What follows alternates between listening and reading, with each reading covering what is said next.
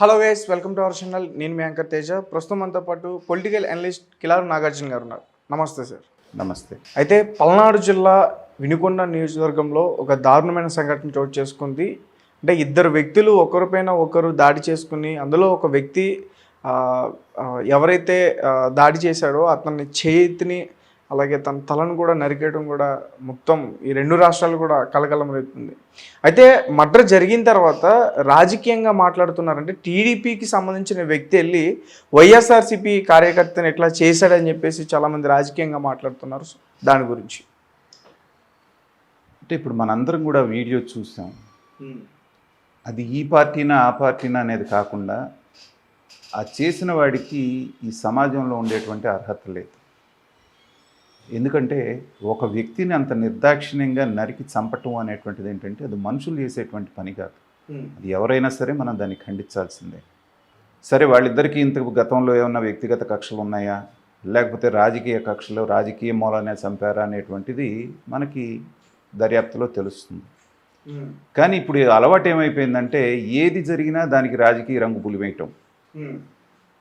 గతంలో ఇప్పుడు వైసీపీ అధికారంలో ఉన్నప్పుడు కూడా మనం చూసాం ఎన్ని రకాల దాష్టికాలు జరిగినాయి అనేటువంటిది మన కళ్ళకు కట్టినట్టుగా చూసాం. ఇదే పల్నాడులో చంద్రయ్య అనేటువంటి తెలుగుదేశం లీడర్, ఇప్పుడు ఈ జరిగినటువంటి మర్డర్లో అది రాజకీయ ప్రేరేపితమా కాదా అనేటువంటిది ఇంకా పూర్తి క్లారిటీ రాలేదు. చేసుకున్నారు కానీ చంద్రయ్య అనేటువంటిది అది క్లియర్గా రాజకీయ హత్య అనేటువంటిది మనకి కళ్ళకు కట్టినట్టు ఆ రోజు చూసాం. ఏమని కింద పడేసి పీక మీద కత్తి పెట్టి జై జగన్ అంటే వదిలేస్తాం, జై చంద్రబాబు అంటే చంపేస్తాం అని చెప్పేసానంటే జై చంద్రబాబు అన్నందుకు పీక కోసి నరికి చంపేసినటువంటిది మనం ఇంకా మర్చిపోలేదు. చంద్రబాబు నాయుడు గారి అంత రాజకీయం చూసినటువంటి చంద్రబాబు నాయుడు గారే కదిలిపోయి స్వయంగా ఆయన వెళ్ళి ఆ శవాన్ని మోసిన సందర్భం కూడా మనం చూసాం. సో ఇలాంటి సంఘటనలు అనేటువంటివి రాజకీయం లాగానే ఉండాలి. కానీ ఇప్పుడు చంపినటువంటి వ్యక్తి చనిపోయాడు, చాలా బాధాకరం. కానీ చంపినటువంటి వ్యక్తి, చంపబడినటువంటి వాడు ఆ 10 నిమిషాలు, పావుగంట, అరగంటలో అయిపోయింది. కానీ వీడు జీవితాంతం బాధపడాలి కదా, కోర్టుల చుట్టూ తిరగాలి.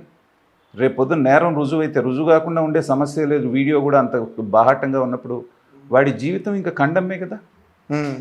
యావజ్జీవ కారాగార శిక్ష పడుద్దో, లేకపోతే అంత క్రూరంగా చంపినట్టు మరి ఉరిశిక్ష వేస్తారో తెలియదు మరి. సో వాడికి గనక నిజంగా పెళ్ళయి ఉంటే ఆ పెళ్ళాం బిడ్డల పరిస్థితి ఏంటి, పెళ్ళి కాకపోతే తల్లిదండ్రుల పరిస్థితి ఏంటి, వీడి మీద ఆధారపడి వీడి మీదే నమ్ముకొని ఉన్నటువంటి వాళ్ళు ఇవేమీ ఆలోచించకుండా క్షణికావేశాలతో జీవితాలు పాడు చేసుకుంటున్నటువంటి సందర్భాలు చూసినప్పుడు ఏంటంటే మనసు కలిచివేస్తూ ఉంటుంది. అది ఏ రాజకీయ పార్టీ అయినా, ఇటు తెలుగుదేశం కానీ అటు వైఎస్ఆర్సీపీ కానీ. అతనికి సంబంధించిన కొన్ని ఫోటోలు కూడా వచ్చినాయి సార్. అంటే అవి ఎలా ఉన్నాయంటే ఒకసారేమో టీడీపీ కార్యకర్తలతో కానీ టీడీపీ లీడర్స్తో కానీ దిగిన ఫోటోలు, ఇంకొకసారి ఏమో వైఎస్ఆర్సీపీకి సంబంధించిన లీడర్స్తో దిగిన ఫోటోలు, ఇద్దరితోని కూడా ఉన్నాయి. అంటే టోటల్గా కన్ఫ్యూజన్ ఉంది. నేను అనేది అదే, ఇప్పుడు ఎవరితో ఎవరు దిగినా, ఎవరితో ఎవరున్నా, ఎవరు ఏ పార్టీలో ఉన్నా కానీ పార్టీ అనేటువంటిది కేవలం ఇంత గతంలో చూసేవాళ్ళం. ఎన్నికలు వచ్చినప్పుడు మాత్రమే, ఒక ఊరు ఉంది, ఒక పల్లెటూరు ఉన్నప్పుడు ఎన్నికలు వచ్చినప్పుడు ఎవరికి కావాల్సిన పార్టీకి వాళ్ళు సపోర్ట్ చేసుకునేవాళ్ళు, తర్వాత చక్కగా కలిసి ఉండేవాళ్ళు. ఇప్పుడు అది లేకుండా ఏంటంటే అంతకుముందు ఎన్నికల్లో ప్రత్యర్థులు అనేవాళ్ళు, ఇప్పుడు ఎన్నికల్లో ప్రత్యర్థిని శత్రువులాగా చూడటం ఎప్పుడైతే మొదలైందో ఈ దాడులు, ప్రతి దాడులు అనేటువంటిది మొదలైంది. ఎందుకంటే నేను కూడా పల్నాడు ప్రాంతానికి సంబంధించినటువంటి వాడినే కాబట్టి మా దగ్గర ఎలా ఉంటుందంటే హత్య అనేటువంటిది ఒకటి జరిగితే దానికి ప్రతిహత్య అనేటువంటిది మళ్ళీ జరిగి తీరాల్సిందే. ఈ కుటుంబంలో ఒక శవం లేచింది అంటే మళ్ళీ ఆ కుటుంబంలో శవం లేసే వరకు ఆ ఇంట్లో ఉన్న ఆడమనిషి పసుపు కుంకాలు తీసేది కాదు.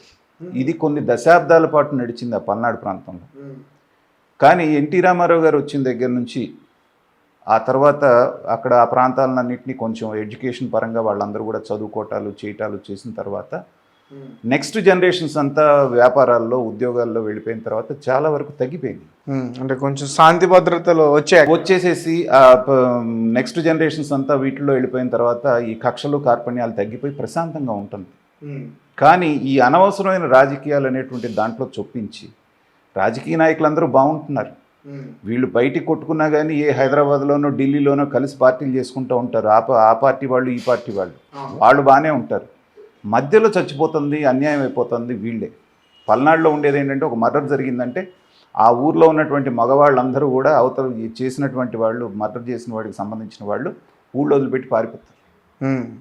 తర్వాత ఈ పార్టీ అధికారంలో ఉంటే ఇవాళ పిన్నెల్లి రామకృష్ణారెడ్డి గారిని అరెస్ట్ చేశారు. పల్నాడు ప్రాంతంలో దాదాపు చాలా విలేజెస్లో ఆ పార్టీకి సంబంధించిన మగాళ్ళందరూ కూడా ఊళ్ళో వదిలిపెట్టి వెళ్ళిపోయారు. గతంలో పిన్నెల్లి రామకృష్ణారెడ్డి గారు అధికారంలో ఉన్నప్పుడు తెలుగుదేశానికి సంబంధించినటువంటి చాలామంది ఊళ్ళో వదిలిపోయి హైదరాబాద్, విజయవాడ, గుంటూరులో బతికేవాళ్ళు. సో ఒకరికి భయపడి పారిపోవటమే. వాళ్ళకున్న ఆస్తులు పాస్తులు అక్కడున్న పొలాలు కూడా పాడుపెట్టేసేసి లేకపోతే ఎవడికో కౌలుకి ఇచ్చేసి పారిపోయేవాళ్ళు. ఇంకా 2024లో కూడా మనం ఇలాంటి అనాగరికమైనటువంటి చర్యలు జరుగుతుంటే పార్టీలకు అతీతంగా వీటిని ఖండించాలి. అయితే వైఎస్ఆర్సీపీ అధికారంలో ఉన్నప్పుడు విచ్చలవిడిగా వాళ్ళు చేసినటువంటి దాని ఫలితంగా కూడా ఇలాంటివి జరుగుతున్నాయని మనం అనుకోవచ్చు. ఎందుకంటే దారుణమైనటువంటి అణిచివేతకి వాళ్ళు గురయ్యారు. 5 సంవత్సరాల పాటు ఎలాంటి నిర్బంధం ఆంధ్రప్రదేశ్లో మనం చూసాం. ఎమ్మెల్సీ అనంతబాబు తీసుకెళ్లి వాళ్ళ డ్రైవర్ని, ఒక దళితుడిని డోర్ డెలివరీ ఎలా చేశారో మనం చూసాం. అట్లాగే చంద్రయ్య ఇన్సిడెంట్, డాక్టర్ సుధాకర్ డాక్టర్కే దిక్కు లేకుండా పోయేది. అలాగే అక్కని టీజ్ చేస్తున్నారు, వేధిస్తున్నారని అడిగినటువంటి అమర్నాథ్ ఏదో పేరుంది 15 ఏళ్ల కుర్రాడిని ఎలా అయితే పెట్రోల్ పోసి తగలేశారో మనం చూసాం.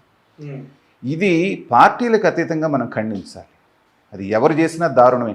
వాడు ఏ పార్టీ వాడైనా వాడు క్రిమినల్ని క్రిమినల్గా చూడాలి. కానీ అదే అనంతబాబుని జైలు నుంచి బయటికి వస్తే ఏదో దేశానికి స్వాతంత్రం తీసుకొచ్చిన వాళ్ళలాగా దండలేసి ఊరేగించుకుంటా తీసుకుపోయారు. కనీసం వీళ్ళ మొహాలకి సిగ్గుందా? చేసినటువంటి పనేంటి? ఒక మర్డర్ చేసి ఒక కుటుంబానికి ఉన్నటువంటి ఆధారాన్ని పోగొట్టినటువంటి వాడిని తీసుకెళ్ళి ఊరేగించి తీసుకెళ్తున్నారంటే వీళ్ళందరూ సిగ్గుతో తలదించుకోవాలి. కాబట్టి నేను ఇప్పుడైనా సరే ఇప్పుడు ఉన్నటువంటి ప్రభుత్వాన్ని నేను కోరేది ఏంటంటే ఈ పార్టీ వాడా ఆ పార్టీ వాడా అనేటువంటిది అనవసరం. తప్పు ఎవరు చేసినా శిక్ష అనుభవించాల్సిందే. అదే ఈ ప్రభుత్వం నుంచి జనాలు కోరుకుంటున్నారు. ఎందుకంటే గతంలో అది జరగలేదన్న ఉద్దేశంతో 164 సీట్లు మీకు ఇచ్చి తీసుకొచ్చారు. కాబట్టి చట్టాన్ని న్యాయాన్ని నిలబెట్టాల్సింది, నిష్పక్షపాతంగా చేయాల్సినటువంటి బాధ్యత ఈ గవర్నమెంట్ మీద ఉంది. ఖచ్చితంగా వాళ్ళ బాధ్యతను వాళ్ళు నిర్వహించాలని మనం డిమాండ్ చేయాలి. అలాగే చేస్తారనేటువంటిది మనం ఆశిద్దాం. ఓకే, అలాగే దీనిపైన హోమ్ మినిస్టర్ కూడా సీరియస్గా యాక్షన్ తీసుకోవాల్సిన అవసరం కూడా ఉంది కదా. అంటే టీడీపీ వచ్చిన తర్వాత ఇది ఒక చాలా పెద్ద మర్డర్. ఒక రకంగా రాజకీయంగా జరిగినటువంటివి చాలా మనం అంటే రాజకీయాల్లోకి వెళ్ళదలుచుకోలేక నేను ఇప్పుడు దాకా దాని గురించి మాట్లాడలేదు. కానీ అధికారంలోకి వచ్చిన తర్వాత తెలుగుదేశం వాళ్ళు దాడులు చేస్తున్నారని వీళ్ళు ఆరోపిస్తున్నారు. కానీ తెలుగుదేశం దాడుల్లో చనిపోయినటువంటి వాళ్ళు ఇప్పుడు ఇతను నిజంగా చనిపోయింది తెలుగుదేశం వాళ్ళ దాడిలోనే అయితే దీని వాళ్ళ లెక్కలో వేయాల్సిందే.